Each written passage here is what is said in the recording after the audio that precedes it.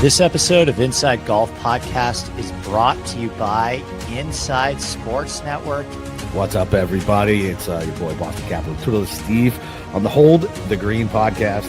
All right, we are live. Tap in, birdie. All right, Carson Young is here. I bet Ludwig at 28. Let's go. I bet You him do at, too? I bet him at 25. Low sevens. I think there's some guys in here we like. Harris English at 7,300. I love Brian Harmon at 3.5% this week.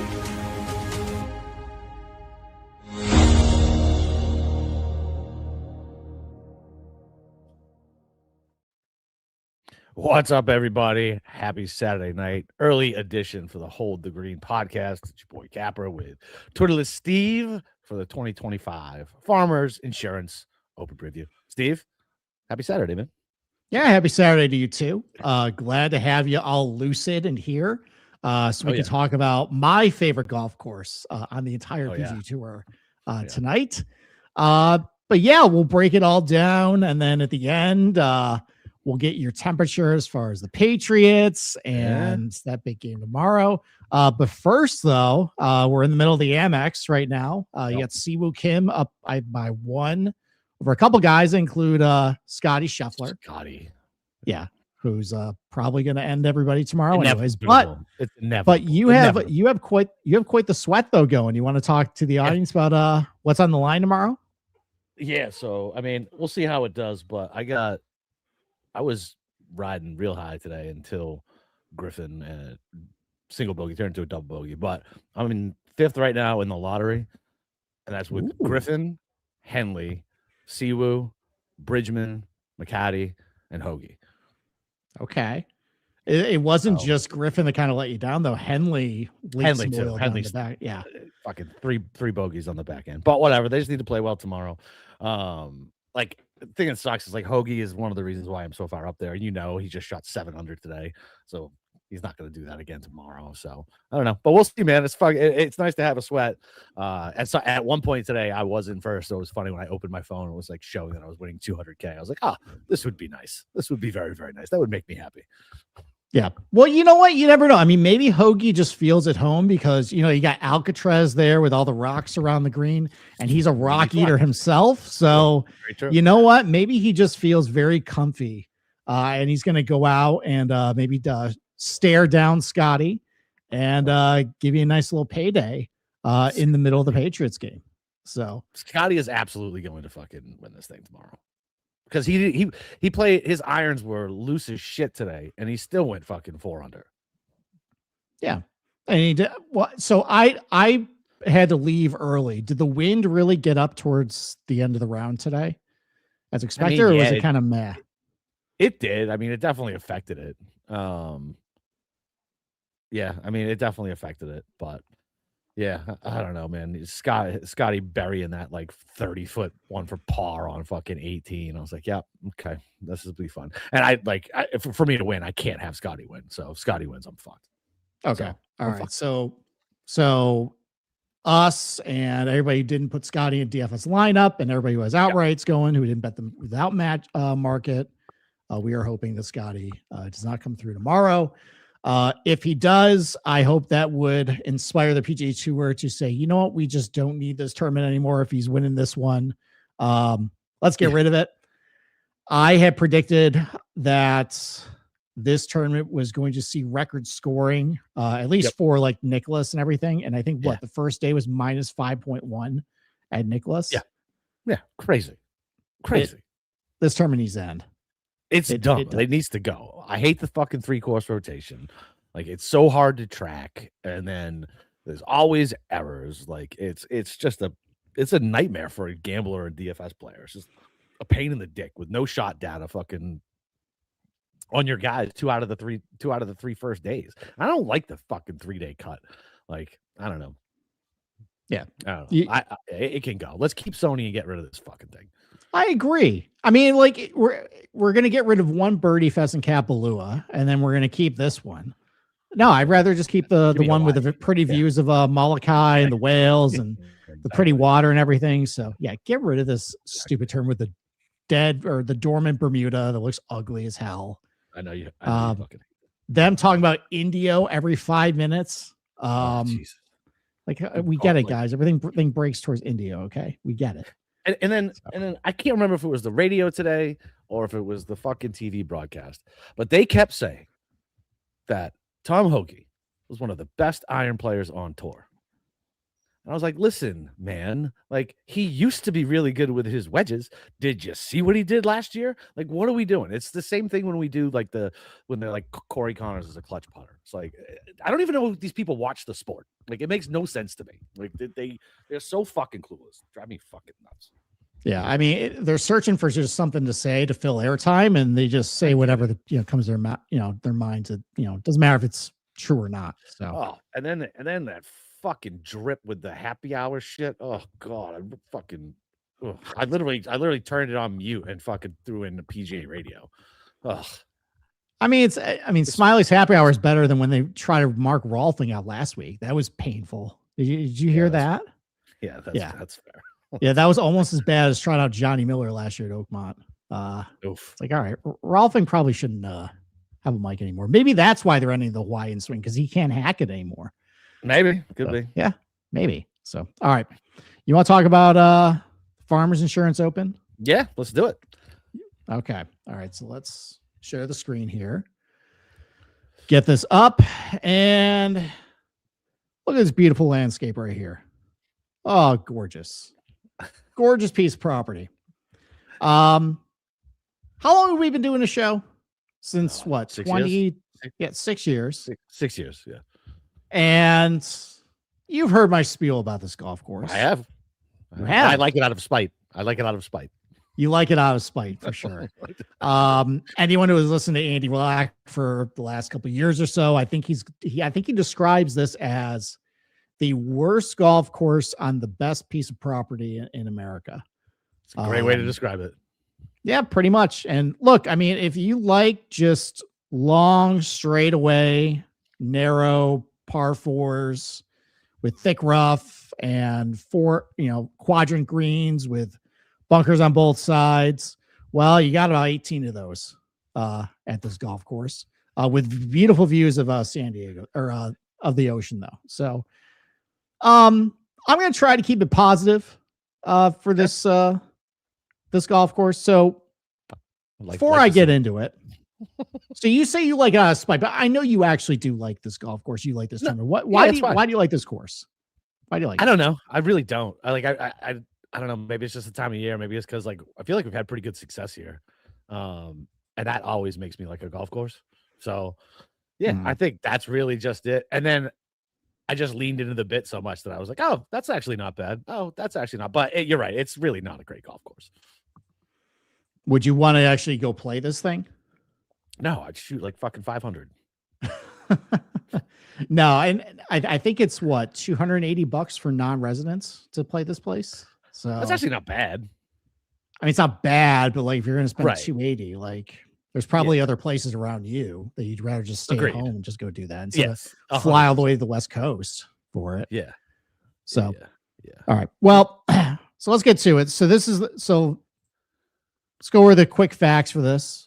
Torrey Pines South and North. We're going to go over the South course first. William P. Bell and William F. Bell, designed 1957. This was a former airfield, which makes sense. Right by the coast there, a lot of places where you could theoretically land a plane on this piece of property. Big piece of property too. I think I actually measured it out because I was interested in, obviously I think the most, maybe not the best win for Tiger, but I think one of his most famous ones is when he won the 2008 US Open here on a broken leg. Yep. I charted out from first tee all the way to the 18th green. I think it's a 8-mile walk in total. Everything's very spread out, very big piece of property. 7,800 yards, par 72. So what was I going to say? I lost my train of thought. 8-mile walk, lots of walking. Oh, spread out. So, all right. So, it's a very public piece of, or very famous public golf course.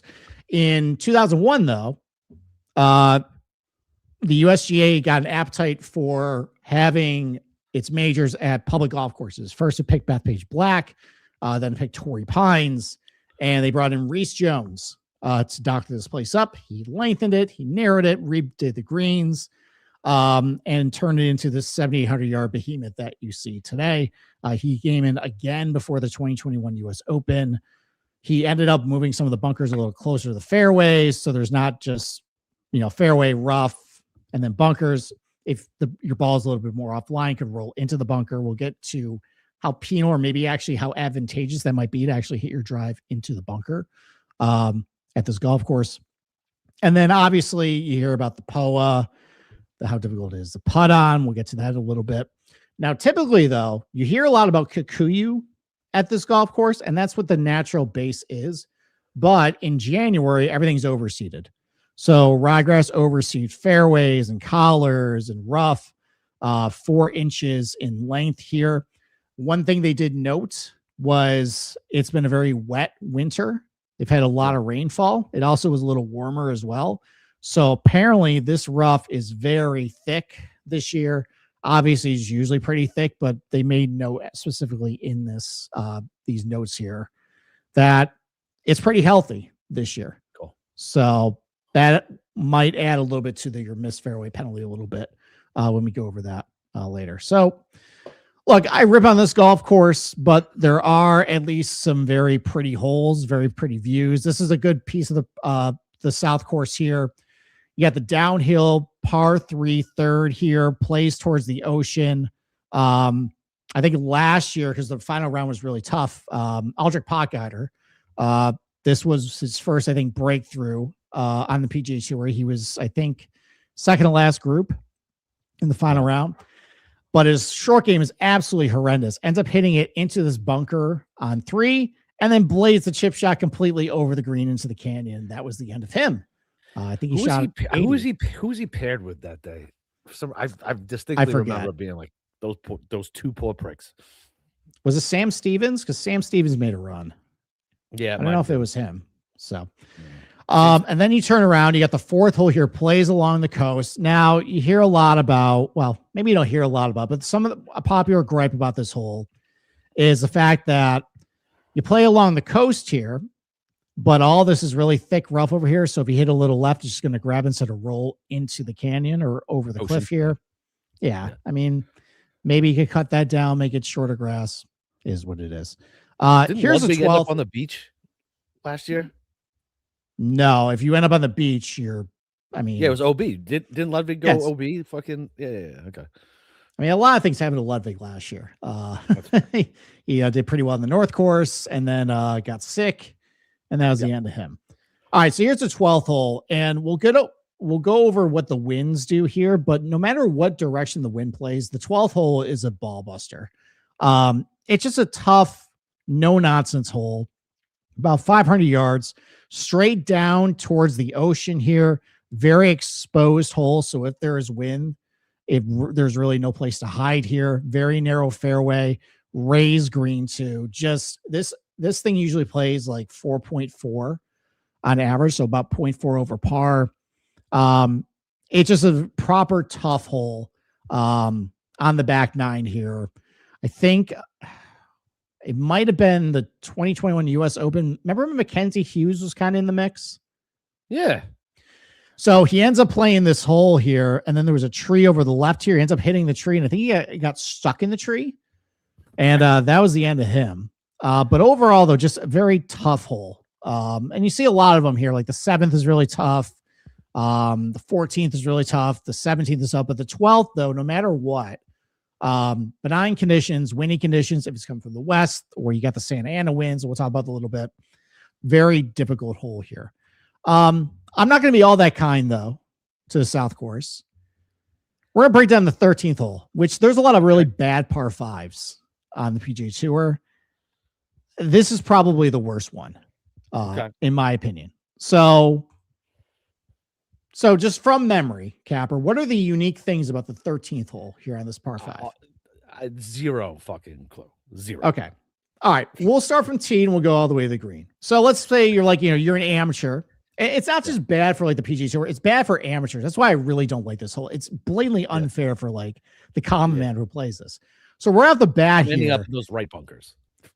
Well, you're probably ending up here in all this junk first after you top That's the ball. fair. Okay. That's all right. So then you're going to reload for 3.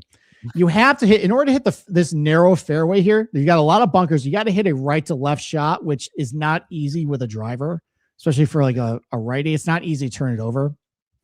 So either you're going to snap hook it into this deep rough over here, or maybe into these trees, or you're going to blast it just off the planet to the right here. So that's me. It would have been blasted off to the Now you have an option though. I mean, because this is a very difficult approach shot. It's a raised green. You got all these like you got these bunkers that are like kind of staircases up to the screen here, but you could just comfortably lay up down here. Well, the problem is though, the fairway actually narrows to about like 20 yards. Yeah. And it's downhill. So your layup zone is a narrower target, and you got to hit back uphill to the green here. And this green, it's a heart-shaped green, raised on the sides here. Everything feeds down to the front. Yeah, back bunker, if you go long, you're probably not holding green. It's probably going to go all the way back down the fairway, or back down the to the lower fairway here. Yeah. Just a bad par 5, in my opinion. Just unnecessarily tough. It's a lot of bunkers, man.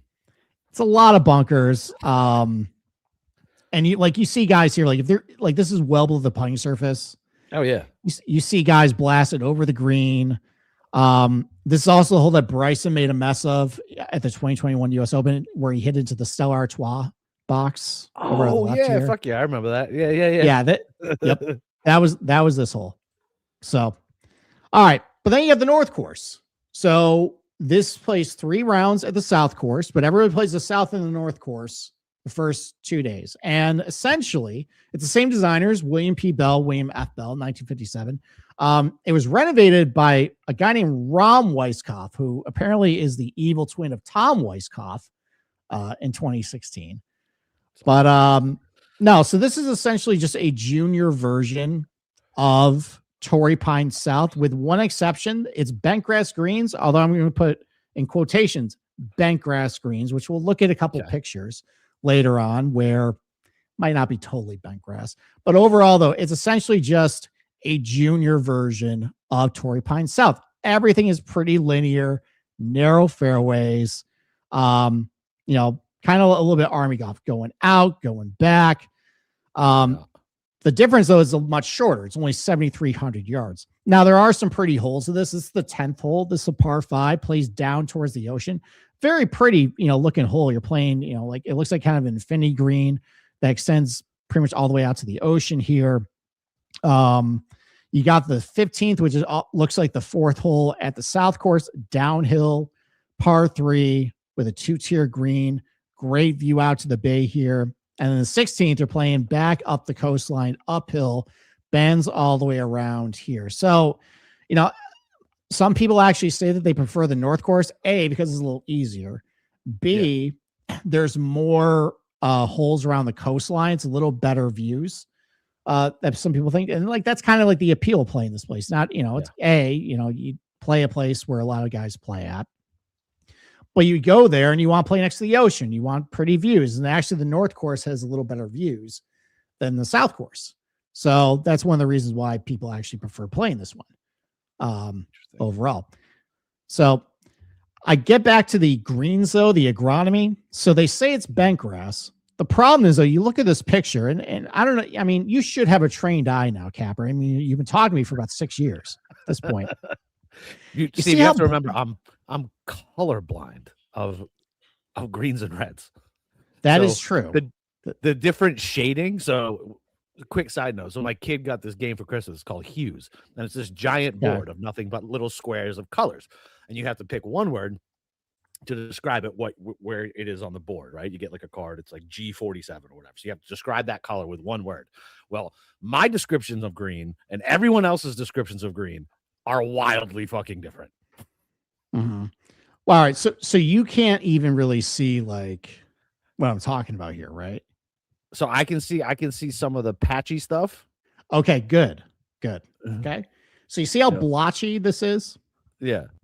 So that is an infestation of POA on these greens. And you can definitely tell, and it's gotten worse over the years where like it gets blotchier and blotchier and a little more inconsistent. So yes, they were bent grass greens.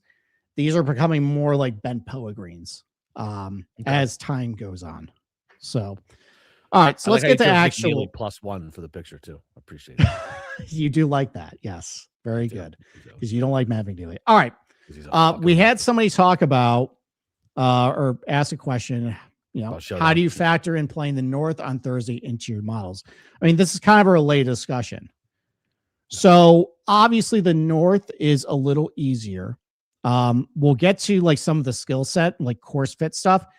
Honestly, a lot of the same skills and like this, a lot of the same types of guys do as good in the North course as the South course because it's just a smaller version of the South course. Mhm. It's narrow fairways, driver heavy, just a little shorter, in yardage. But the proximity buckets actually we'll get to in a little bit are kind of similar based on how the holes are set up. But let's talk about scoring first. And I want to ask you a question because this has been something that people debate, especially in years when there's one day of really good weather and one day of really bad weather. We kind of had a little bit of a similar debate this week with the Amex. Yep. So just high level, let's say one day is really good, one day is really bad. Yeah. I'm aligned with you on this one. I'm aligned with you. I want my guys to play the tougher course on the bad day because it already plays tough and they're not losing out on the ability to go 8 under, right? So if they go from fucking 2 under to even, that's not as big of a swing as 7 under to 2 under, right? So that's just how my brain works. I look at it the exact same way you do. Yes. So where I came up with that was the Patrick Reed year in 2021, where he shot like, I think 63 on the North course. Yeah. And then all he had to do was just kind of hold it together. Yep. And just survive on the South course in really bad weather. But when you actually look at it from day to day, yeah, it actually really doesn't make a difference, at least in these two of the examples. So in 2021, let's say you played the North course at -2.5. You came back the next day, played plus 2.75. So about like a quarter stroke over par. Yeah. Let's say you played in reverse. It was minus 1.1 on day 2 in the tougher day, but it was only plus 1.1 on day 1. So it's kind of a wash between the two. It is, I guess. Yeah. And then same thing in 2023. Much ado about nothing. Yeah, same thing in 2023. Really easy on day 1, -2.2. But then the South course, big wins. It was a disaster. Yeah. Overall play plus 1.6 or so. If you played the South course on day 1, played a little bit over par, but then the North course played +1. So it's about plus 1.4. It's kind of a wash. Okay. So in these 2 years, though, in 2021, the wind was coming out of the west, and it was a little rainy that day too. In 2023, it came out of the east, but the golf course had a lot of rain. It was a little softer, so you still had the North course play much easier than the South. Last year, though, was a unique situation, where you had the North course play really easy, about the same as what it usually does. Played -1.8 on day 1, played about half a stroke over par. Day 2, though, do you remember what happened last year on day 2? The winds. Right? And the rain. Didn't it rain too? No. So that was the key, was that there was a drought before this tournament last year, and it was mega firm. Yeah. And I think they screwed up either the pins on the North course, or maybe they cut and rolled it when they shouldn't have, because the Santa Ana winds came, and those are a very dry wind. Yeah. And it basically made the North course unputtable. Right. And that's why last year you would have been much better off playing North course on day 1, South course day 2, versus playing the South on day 1, because the North course just as difficult as the South Course, which doesn't usually happen. But in this particular situation, because it was so baked out and they just basically, the greens just became too slippery with the Santa Ana winds, that's why you saw the scoring just get really out of control. So this year, though, you're not really going to have to worry about that. It's looking like pretty benign conditions. You've had a lot of rain before the tournament, so you're not going to worry about the Santa Ana winds coming, drying out the North Course, and just basically makes it unplayable. It's going to play about what it usually does. Probably it's going to be like 2024, where scoring is going to be really good first 2 days there. Probably about hanging about par on, the South Course. Going to be very light winds in the forecast for now. So relatively boring year for this, but I just wanted to point that out because people talk about that. Like, what would you rather play? It's not going to be a factor this year, though, as far as what you want to consider. So, so we're what? So we're a little more than a week out. Yep. Yeah, I guess. I didn't even think about this. My daughter's going to be in San Diego with my wife for a gymnastics tournament starting Thursday. I chose to go to Knoxville. I didn't. If I had thought about it, I would have took the San Diego one because I would have been able to do the Insurance Open. Interesting. Mm-hmm. Yeah, I mean, I think Andy usually goes to this tournament too. So you probably should have went out there. You probably could have met up with him.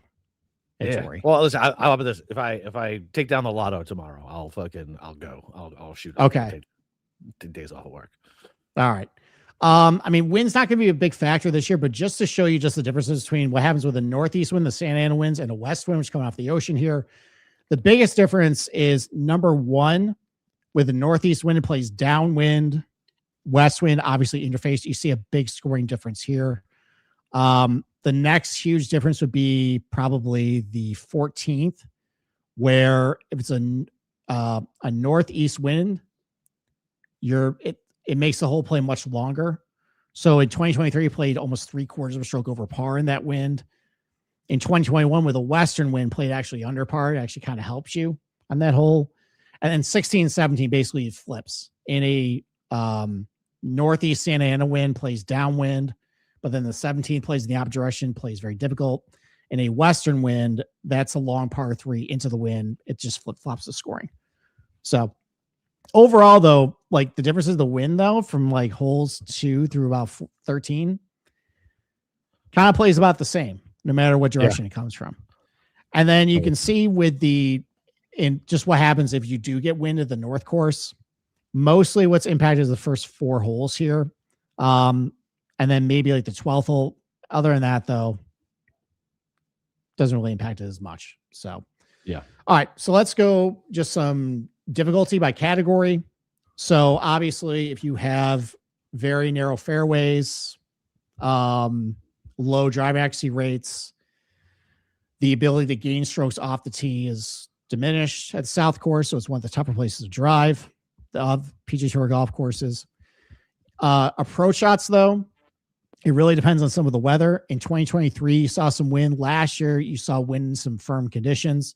So the approach shots were a little more difficult in those years. Otherwise, though, I mean, they're long approach shots, so that ups the difficulty. And some of the greens are raised, but there's no hazards really around the greens.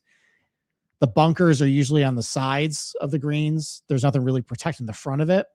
So the actual difficulty is not as much as what you would think.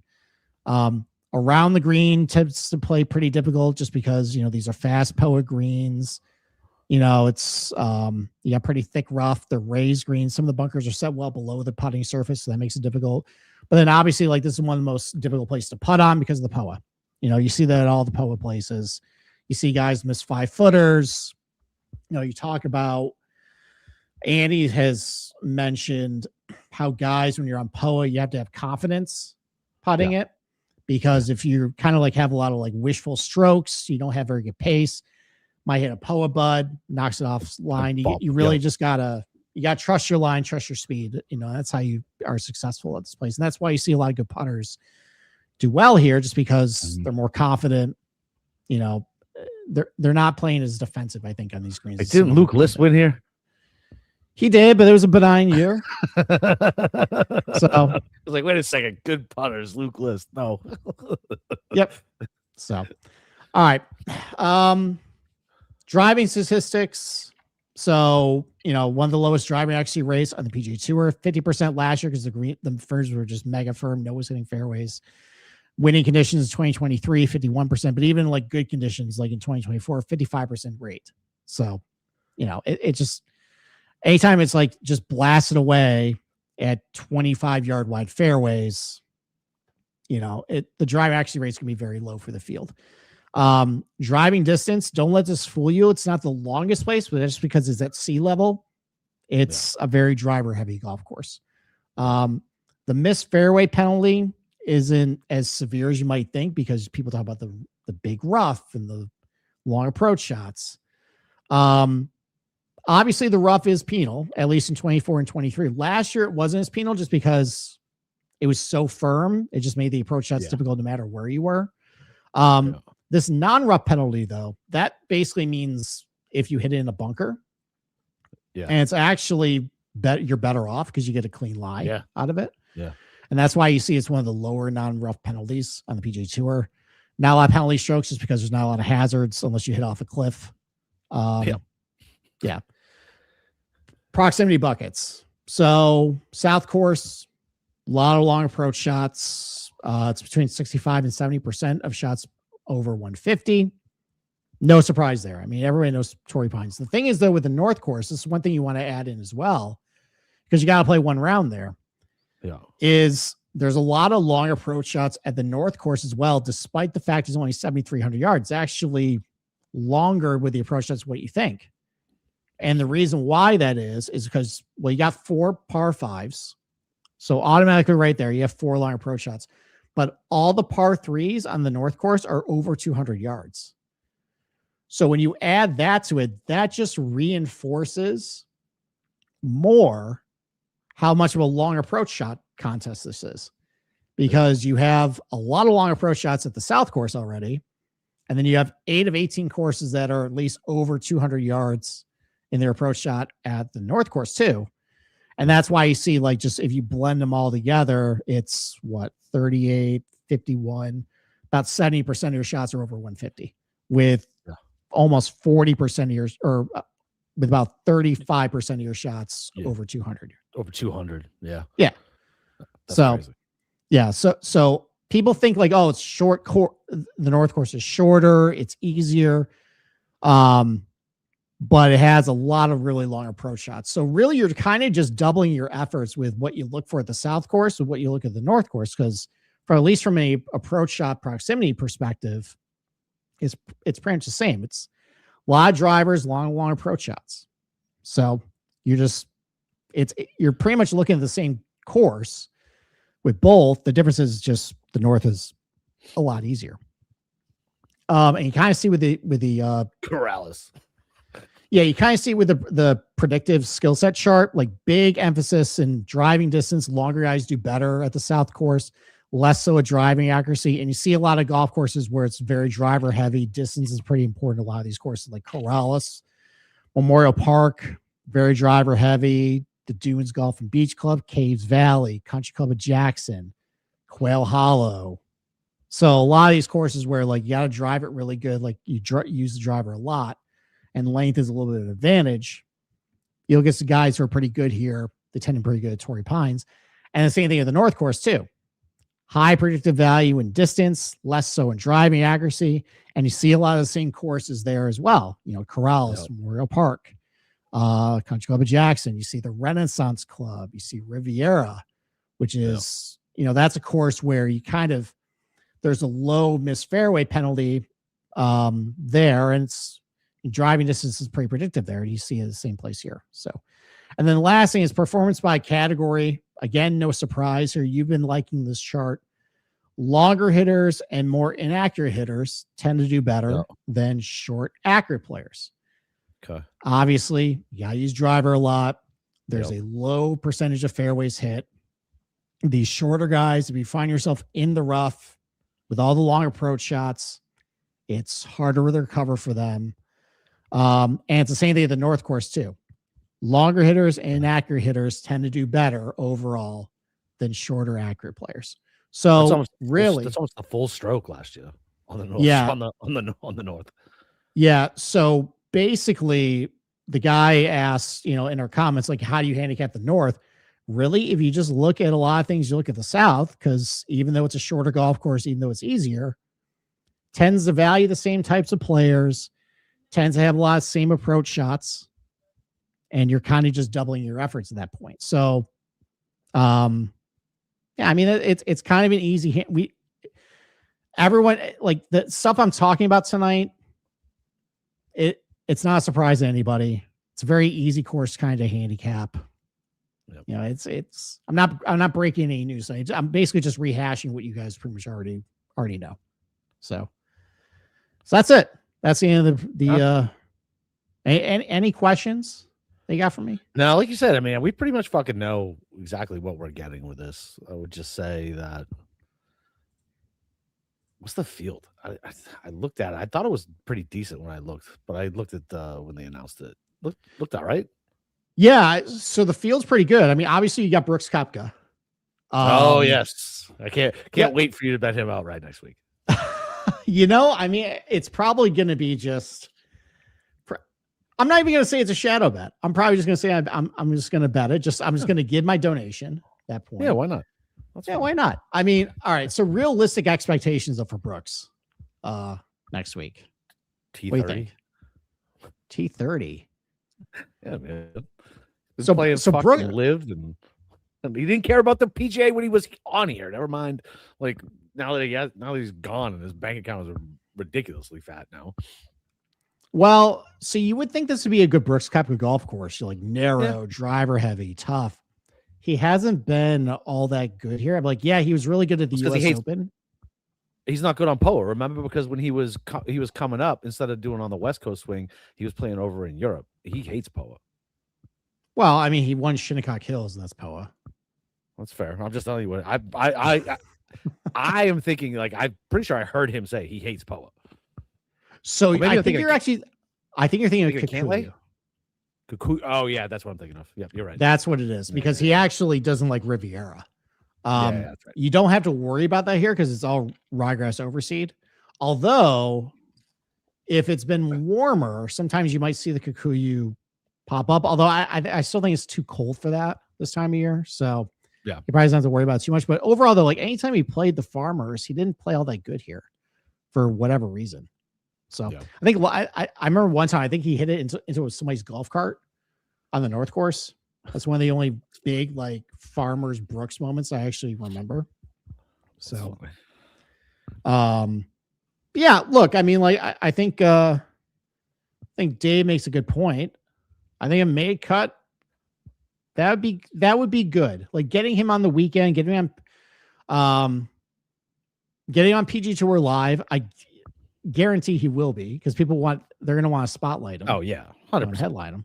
So 100%. But overall though, so you got Xander in the field, Cantlay, Hideki, you got Homa, who's at least was friendly to us here. When we had him. Yeah, that's fair. I still think about that fucking long iron he hit. Unreal. On 16. Yeah. On 16. What a fucking golf shot, man. That one sticks with me. Like, I know I hate the way he walks and he fucking triggers me whenever I look at him, but that golf shot was fucking beautiful. Yeah. Well, I mean, so that was actually the first time they did the walk and talk. Mm-hmm. And they ended up winning. So, that was actually pretty cool when they first did it. Like, he was walking up 13. He had a really tough bunker shot. Yeah. Ends up getting up and down for birdie, talked through it. So I remember that for that. Obviously, I remember hitting him for the outright. But I mean, it's a much better field than last year, at least. Like, you remember that top 10 last year? Like, you had Harris English, who I hit, but you had like Sam Stevens. You had so Sam Stevens made. I had him in Showdown, and he made 18 straight fucking pars. Oh, that's right, he did. So fucking bad. Well, English did that too. Like, so I think English hit like 38% of his fairways all week. Yeah. and just put the lights out. And he hit his irons pretty good, and he just got up and down from everywhere. And Keegan plays Yeah. well here. He's a good long iron player. Keaton plays pretty well here. He's playing next week.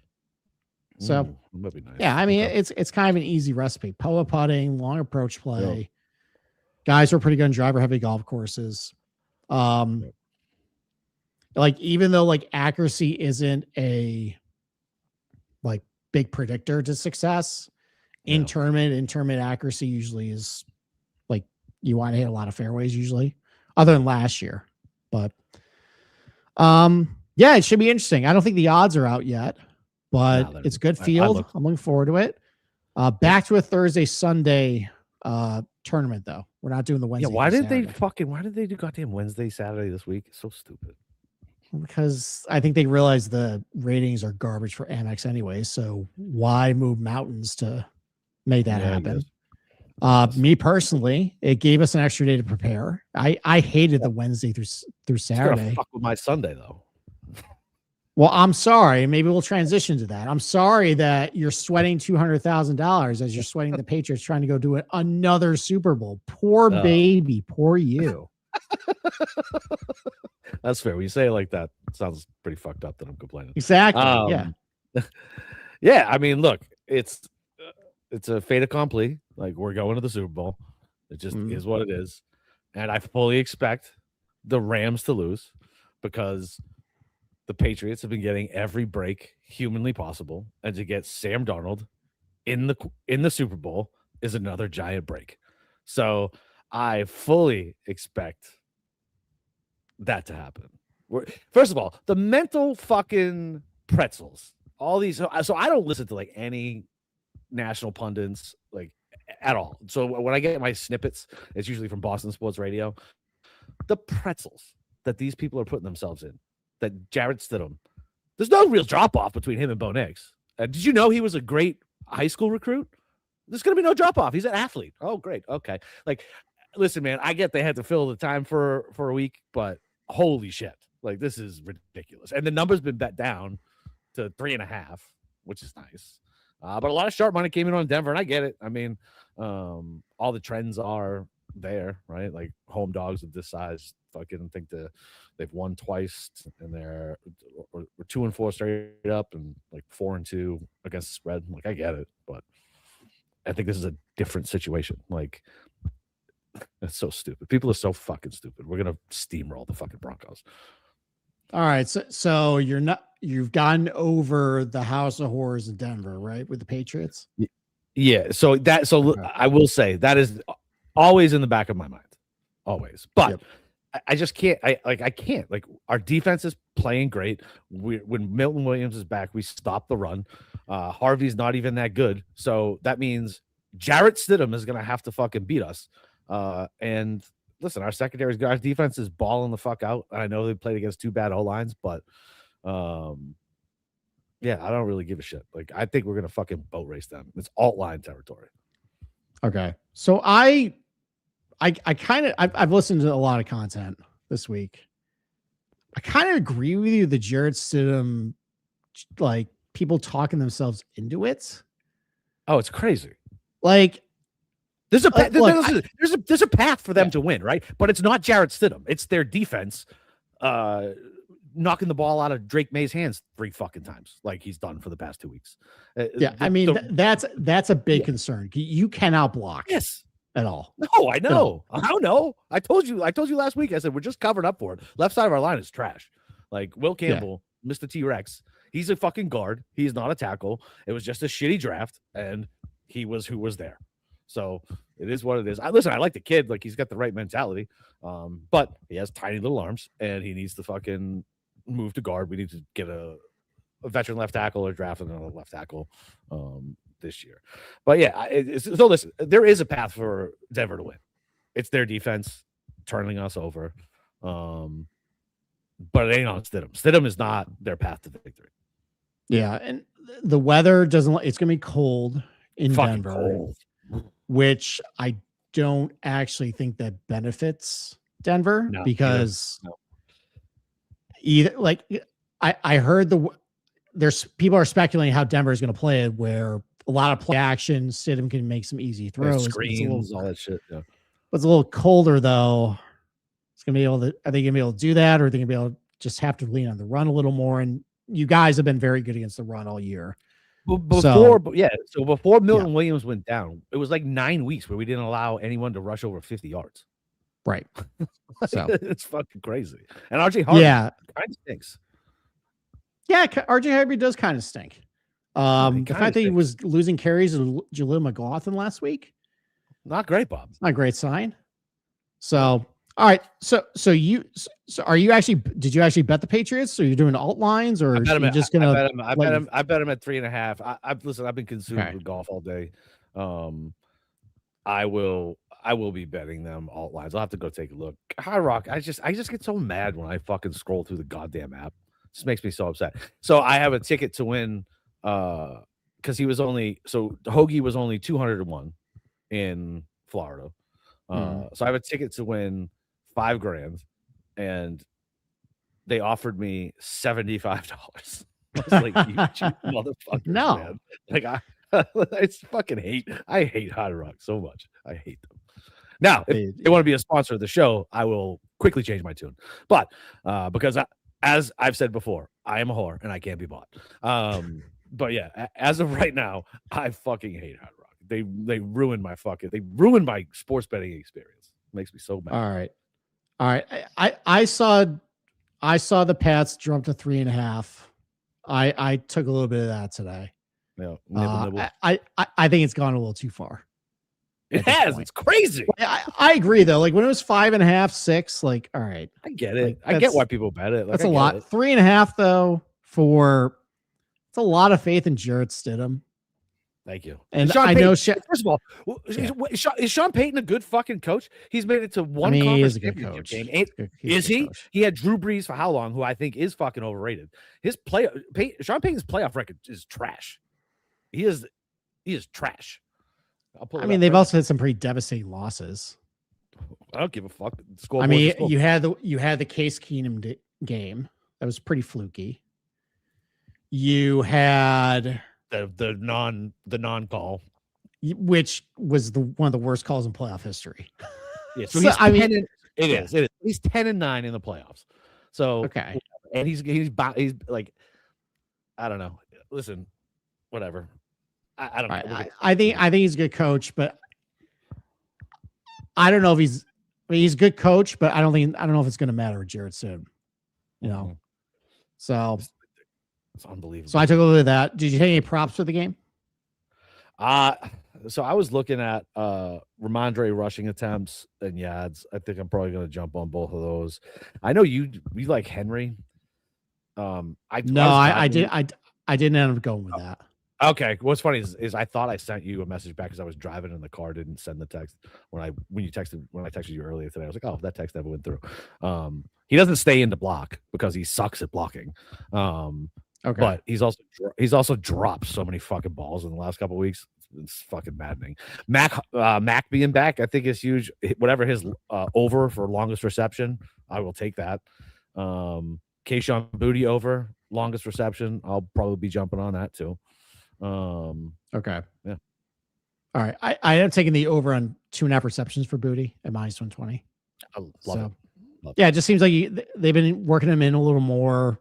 Denver's actually they've been pretty against number one receivers, not as good against number twos, at least as far as pass attempts and yards. So a bit over 2.5 on receptions for Booty. And then May had a rushing total of 29.5. And just because you guys can't block. Man, so I thought the same thing last week when I took that, man. Like there was no design runs for him, and he did not scramble last week. The one time he had 66 yards rushing. Hey, it's 66 rushing last week. Was it? Yeah, that much? Yeah, I looked it up. So if you think the same thing's going to happen again, he's going to be running for his life. Yeah, he's definitely going to be running for his life. Benito's fast too, so I think that's what. I think Campbell does better against the bull rushers because he can kind of set himself, but the speed guys, he can't get the little tiny arms out to get a chip. So they just blow right by him. He's got these Right around the tiny corner. arms and big head, you know? Yeah. Yeah. So yeah, I don't know. I mean, look, I like that. I like the Yads over. I think last week I did rushing attempts and I did not get the rushing attempts. Okay. All right. What about the other game? Any props for that? Or any feel for the game? Like I said, I'll bet Seattle, because what is this? This is the third road playoff game for the Rams. That's tough, man. That's tough. Okay. And is it going to be cold in Seattle? Like I know technically Stafford won, but he did not look great in that fucking game. I don't know. I mean, 1 and 2 seeds just go to the Super Bowl so much now. Like they just do. And I know Sam Darnold stinks, but third road game in the playoffs, that's tough. I don't even know if that's ever been. I think who's the last team to do that? Was it the Giants? Giants did it in 2012. Did the Ravens do it? Right? They didn't make it. Did the Ravens do it? The Ravens might did it actually. No, the year after that. No, in 2013. When Flacco sold his soul. Yeah, because they went into Denver and beat them. They went into New England and beat them. So I don't think they had a home game. Maybe. Yeah. In round one. Yeah, so might have been the Ravens. Yeah. So and Dave, I don't count 2020. It was COVID. It was weird. The whole fucking year doesn't count. No one did. Not for like the championship still stand, but like the trends were weird. Like I don't know. Like there's no real home field because the fucking fans weren't there. It was weird. Like all right. I agree with you. I don't. This Rams team doesn't look good. I also don't trust Darnold, so I'm not betting the game. But I don't think Stafford's gonna have a good game. Anytime INT for Stafford -108. That's it. That's it. Oh man, I'll be jumping on that as soon as we. So I bet that offense hasn't looked good ever since Adams started. What's Kenneth Walker's overs? Oh, they're inflated. It's 19.5 rushing attempts. Yeah. Jeez. The yardages is up. A lot of people like Raheed Shaheed this week. A lot of buzz on those props, which makes me want to take the unders. Yeah, it makes me want to take the unders on Shaheed props because everybody's on them.